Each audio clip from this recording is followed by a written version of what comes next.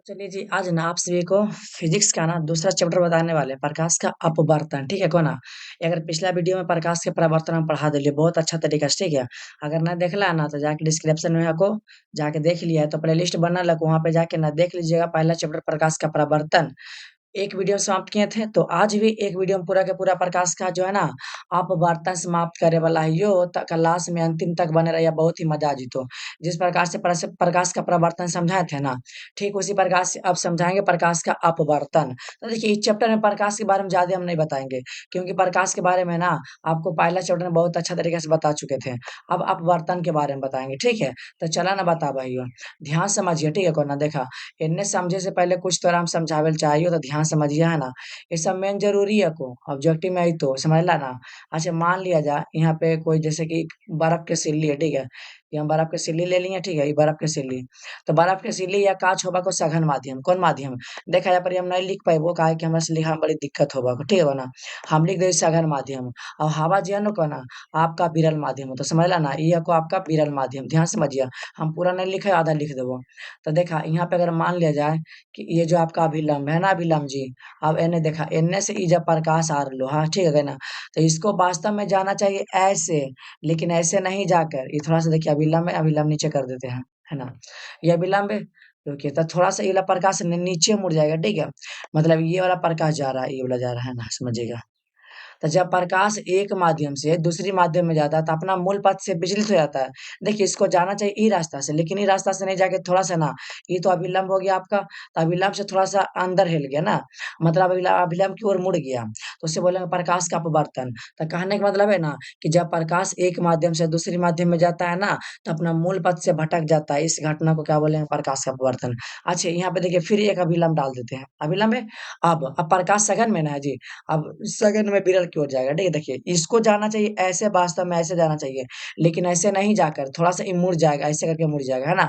ये वाला निकाल गया प्रकाश। तो मतलब देखिए जब सघन से अगर प्रकाश विरल में जा रहा था, विलंब से दूर भाग रहा है कि नहीं भाग रहा, ध्यान समझिएगा। अगर आपसे पूछेगा ना कि बताइए जब प्रकाश विरल माध्यम से माने विरल माध्यम से सघन माध्यम में तो क्या होता है? तो अभिलंब की ओर मुड़ जाता है ना, लेकिन जब सघन से अगर विरल में जाएगा तो अभिलंब से दूर भाग जाएगा। ये बात को हमेशा ध्यान दीजिएगा, ठीक है? अच्छा जी, ये जब प्रकाश वास्तव में ऐसे आ रहा था, ठीक है? इसको ऐसे थोड़ा-सा आगे बढ़ाते हैं, आगे आगे बढ़ाते हैं।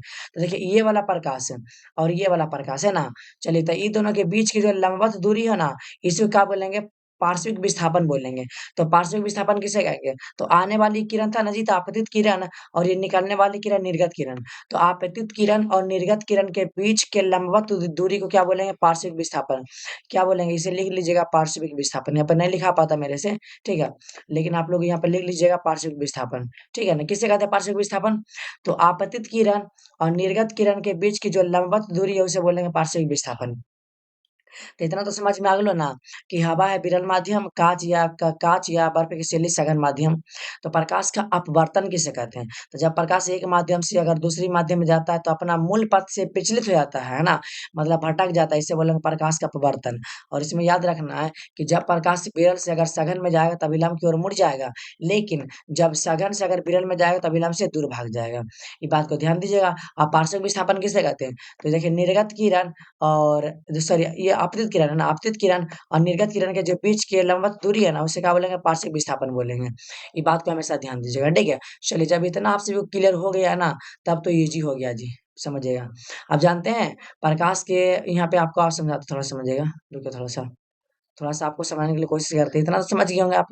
पहले ना आपको हम जो है ना किताब पढ़ाने से पहले आपको कहानी पहले हम बता देना चाहते हैं ना, क्योंकि जब कहानी सुन लीजिएगा तो बहुत ईज़ी हो जाएगा।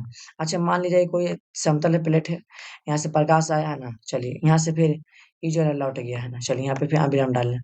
देखिए प्रकाश के जो है ना अपवर्तन के पहला नियम कहता है कि आपतित किरण और अपवर्तित किरण तथा जो आपतन बिंदु पे जो डाला गया अभिलंब, ये बोलते हैं अभिलंब, है ना? इसका नाम दे दीजिएगा अभिलंब। और ये अपवर्तित किरण है, तो ये परावर्तित किरण है ना? ये आपका अपवर्तित है, ये परावर्तित है।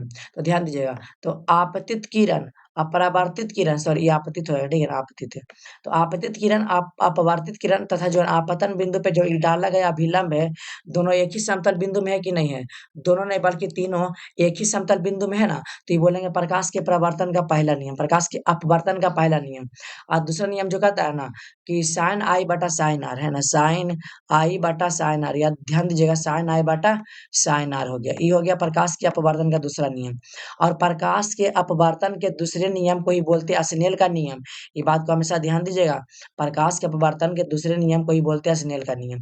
तो इतना तो बात क्लियर हो गया ना जी, मतलब पहले इतना टॉपिक है ना क्लियर। पहले इसमें क्या बोले थे कि प्रकाश का मतलब हवा क्या है, हवा विरल माध्यम है, जल काच हो गया सघन माध्यम। अब प्रकाश का अपवर्तन किसे कहते हैं? अपवर्तन माने भटक जाना। तो जब प्रकाश एक माध्यम से अगर दूसरी माध्यम में जाता है तो अपना मूल पथ से विचलित हो जाता है, इसी घटना को बोलेंगे प्रकाश का अपवर्तन। और इसमें आपसे ये पूछेगा, जो बोल रहे हैं ध्यान से समझिएगा, कि जब प्रकाश विरल से सघन में जाता है तब विलंब की ओर मुड़ जाता है, लेकिन जब सघन से अगर विरल में जाएगा विलंब से दूर भागेगा। और पार्श्विक विस्थापन की बात करते हैं तो आपतित किरण और निर्गत किरण के बीच की जो लंबवत दूरी है ना, उसी को बोलेंगे पार्श्विक विस्थापन बोलेंगे। अब उसके बाद प्रकाश का अपवर्तन का पहला नियम क्या था कि आपतित किरण, अपवर्तित किरण तथा आपतन बिंदु पे जो खींचा गया विलंब तीनों एक ही बिंदु पे है ना। चलिए दूसरा है कि साइन आई बटा साइन आर, मतलब जो है ना आपतन कोण की जया और अपवर्तन कोण की जया एक नियतांक होता है जी, ठीक है, ये बात हमेशा ध्यान दीजिएगा। और प्रकाश के अपवर्तन के दूसरे नियम को बोलते हैं स्नेल का नियम। चलिए अगर इतना समझ में अगर आ गया होगा आप सभी को, मेरे भाई समझ में आ रहा है ना जी, वीडियो को लाइक कर दिया, चला ना, अभी तो समझेबे के लिए। हाँ अब देखा इन्हें ध्यान समझिए, अगर उतना बात जे समझ गया ना, डिफिनेशन भी समझ जीवा। देखा प्रकाश के अपवर्तन के रखा को, देखा अपवर्तन माने समझिए कि भटक जाना। तो देखिए प्रकाश की एक पारदर्शी माध्यम से दूसरी क्या पारदर्शी माध्यम में जाती है तो अपना मूल पथ से विचलित हो जाती है, इसी को प्रकाश का अपवर्तन कहते हैं। वही बात है कि जब प्रकाश की किरण एक माध्यम से अगर दूसरी माध्यम में जा रहा है तो अपना मूल पथ से विचलित हो जाता है, माने भटक जाता है, उससे क्या बोलेंगे? प्रकाश का अपवर्तन। समझ में अइलो ना जी? चला समझ में तो आगे हम बढ़ाइयो। अब यो तोरा बता दिलियो कि प्रकाश के अपवर्तन के नियम बताना है। तो भाई बोला लियो तोरा कि प्रकाश के अपवर्तन के दो नियम होबा को, पहला नियम इहे न बतलियो कि आपतित किरण और अपवर्तित किरण तथा जो अपतन बिंदु पे जो डाला गया अभिलंब है, तीनों एक ही समतल बिंदु में है कि नहीं है जी? एगो ये तोरा बतलियो हमें कि आपतन कोण की जया और क्या बोलते हैं, देखिए आपतन कोण की जया और अपवर्तन कोण की जया एक नियतांक होता है ना, नियतांक होता है, मतलब साइन आई बटा साइन आर कर सकते हैं ना। चला इतना बात समझ में लो ना जी, चला ना आगे बढ़ाइयो, ध्यान समझते रहिए वीडियो को, देखते रहा ना, कान में ईयरफोन डाल ला और सुनते रहा। उनका थोड़ा सा देख लो आवाज जार लो कि नहीं, हाँ जार लो। चला पॉइंट समझिए, ऑब्जेक्टिव में सब काम देता हूँ कि निर्गत किरण और अभिलंब के साथ जो कोण बनता है ना, उससे निर्गत कोण कहते हैं। अभी जस्ट आपको डायग्राम समझाते हैं, देखिए निर्गत कोण क्या बोले थे कि ई वाला आपका अभिलंब, ई वाला अभिलंब है, और जो ई निकल रहा किरण तो निर्गत किरण, तो इसके बीच के जो कोण बंधा है उसे निर्गत कोण कहते हैं। समझा दिलियो ना। चला आगे बढ़ाइयो, थोड़ा बताइयो कि अपवर्तक कोण अधिक होने पर विचलन कोण भी अधिक होता है। बहुत अच्छा, अगर अपवर्तन कोण अधिक होगा तो विचलन कोण भी अधिक होगा, है ना, ये बात को हमेशा ध्यान दीजिएगा।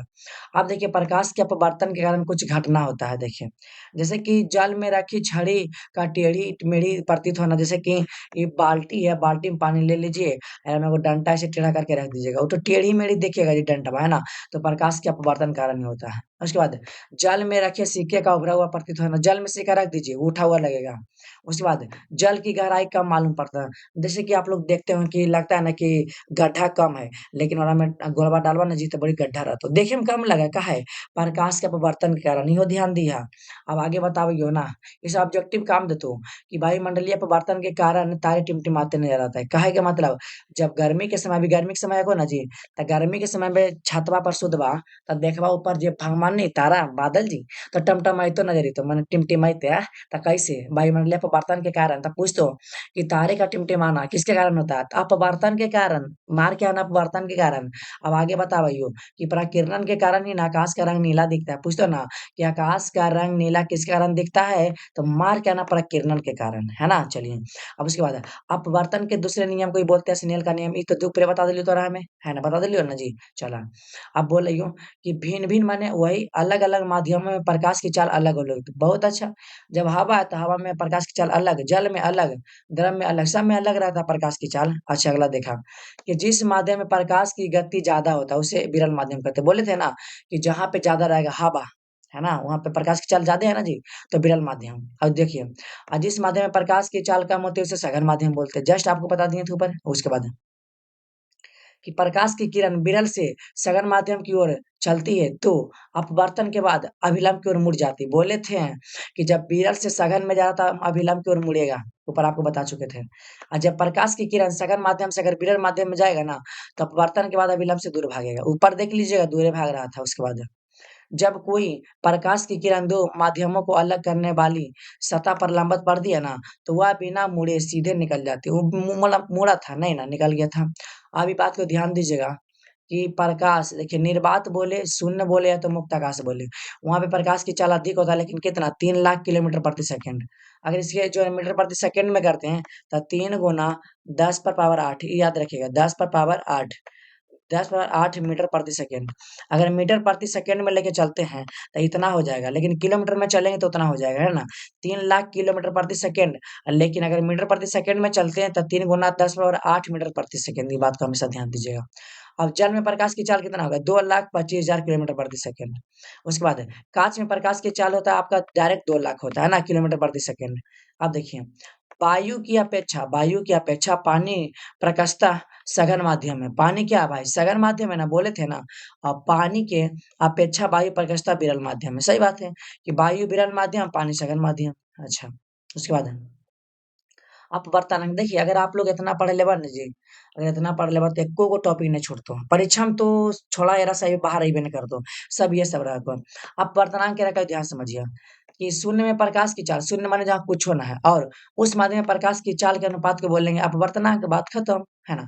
मतलब कि शून्य में प्रकाश की चाल बटा उस माध्यम में प्रकाश की चाल के अनुपात को क्या बोलेंगे भाई? अपवर्तनांक ना बोलेंगे। बात खत्म, समझ में अइलो जी? चला बता भइयो। देखा एरा हम प्रिज्म बोलबो, एरा प्रिज्म बोलबो। प्रिज्म बोलबे कि नहीं बोलबे? तब प्रिज्म क्या रखा है कि किसी भी कोण पर झुके दो समतल पृष्ठ, ये पहला पृष्ठ है, ये दूसरा पृष्ठ है, के जो है ना बीच से घिरा हुआ जो कोण होता है ना उसे बोलेंगे प्रिज्म। सॉरी, ये जो कोण है ना के बीच जो है ना झुका हुआ जो रहता है ना उसे क्या बोलेंगे? प्रिज्म। देखिए किसी भी कोण पर झुके माने कोण पर झुके दो समतल पृष्ठों के बीच घिरी पारदर्शक माध्यम। देखिए पारदर्शक माध्यम किसे कहते हैं?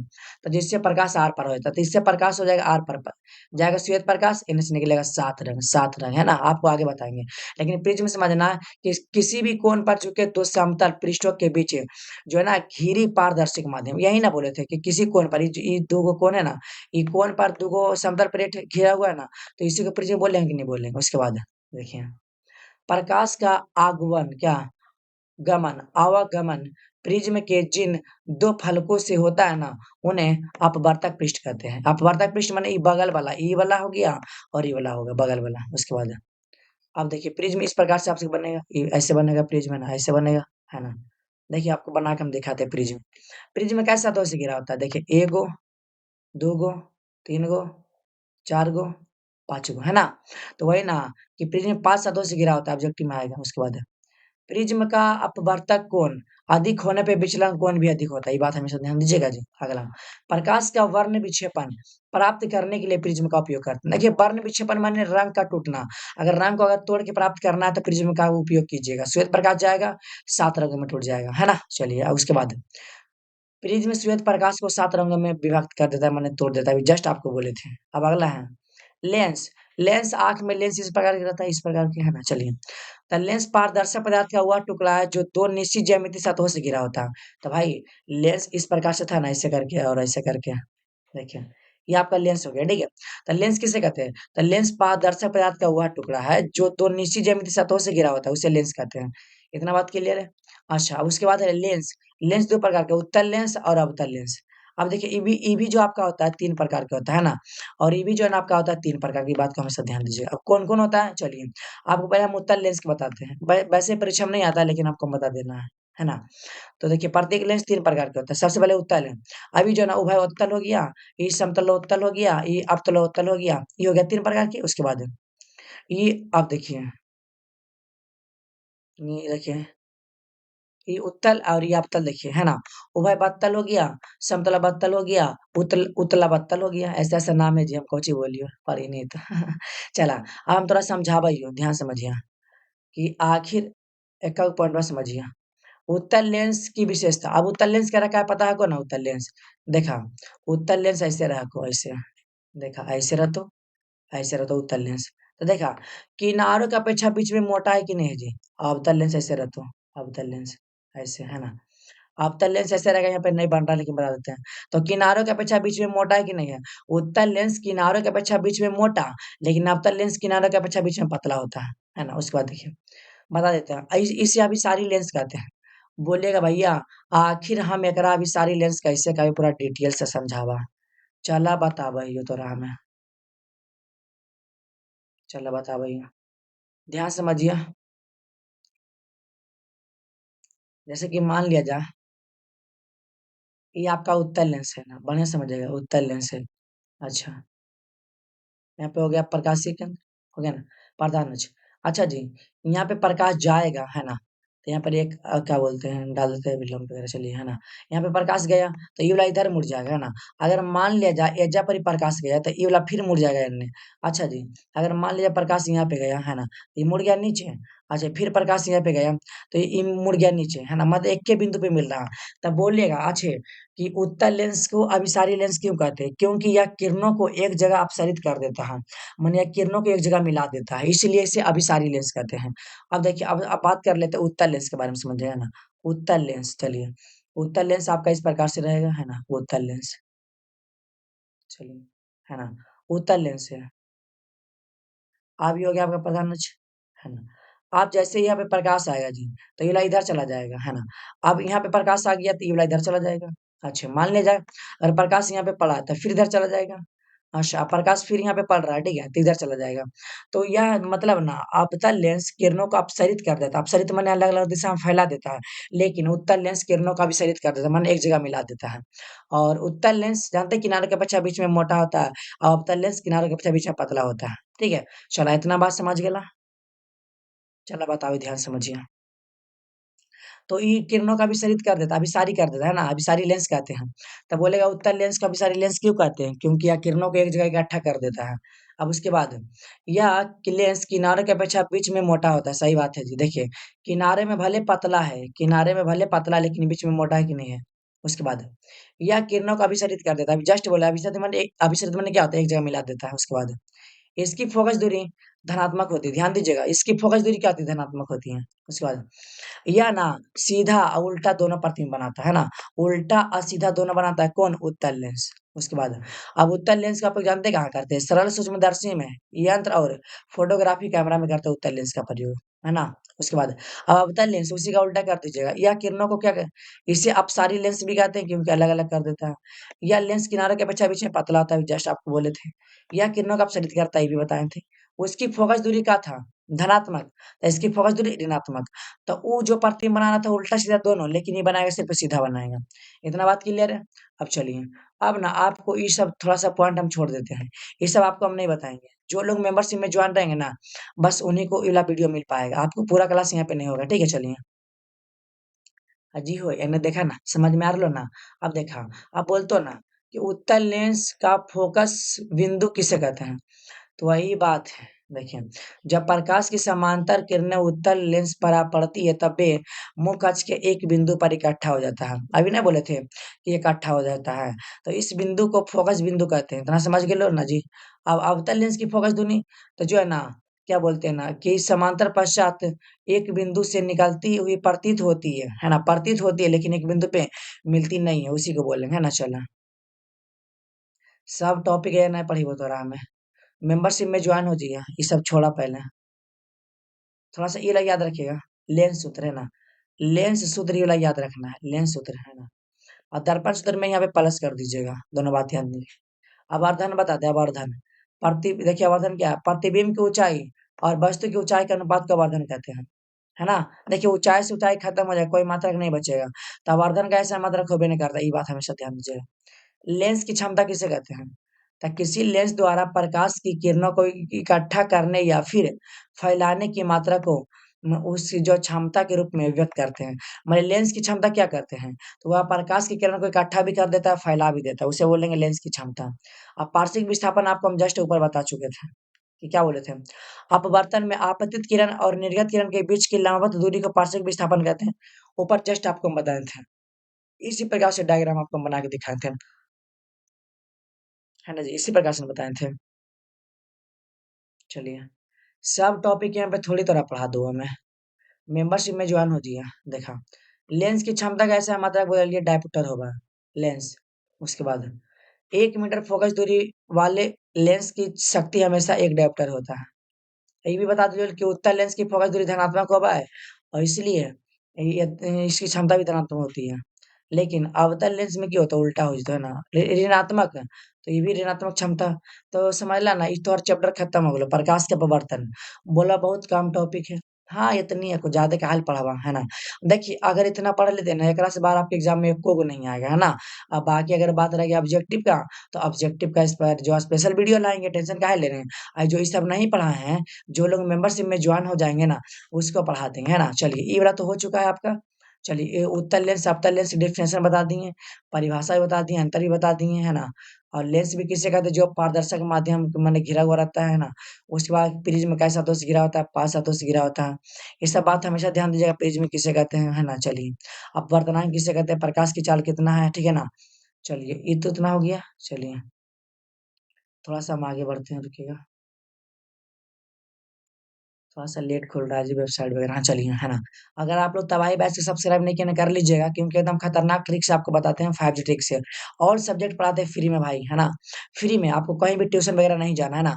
अगर ट्यूशन जा रहे हैं तो बंद कर दीजिए जाने के लिए, पैसा-वैसा मत फँसाइए। आपको यहाँ पे पूरा टॉपिक ना पढ़ाया जाएगा, पूरा सब्जेक्ट, ऑल सब्जेक्ट। आप चाहे 10th, 11th, 12th क्यों मन मतलब कोई भी क्लास में क्यों ना हो, आपको फ्री में पढ़ाया जाएगा। और आपको तो हमार पढ़ैया समझ में आइए रहलो, कैसे पढ़ावै हो, समझ में आ रहलो ना। एकदम बउआ नियन पढ़ा रहलियो। एरा पढ़ावे से पहले डायग्राम वगैरह बता दिए ना। 2 नियम होता है, चला। तो हमरा पूरा उम्मीद है कि तोरा समझ में आ गेलो। अगर आ गेलो तो वीडियो को लाइक कर दिया, शेयर भी कर दिया और अपन दोस्तवा के भेज दा, जे भोमा को ना पढ़े, भेज दा, बोला कि ले पढ़, तबाही बैच आ गेलो, पढ़ते रहिए ना, मजा आ जितो। और सभी सब्जेक्ट पढ़िबो, ई नहीं सोचा कि एके सब्जेक्ट पढ़िबो, सब पढ़िबो, ठीक है को ना।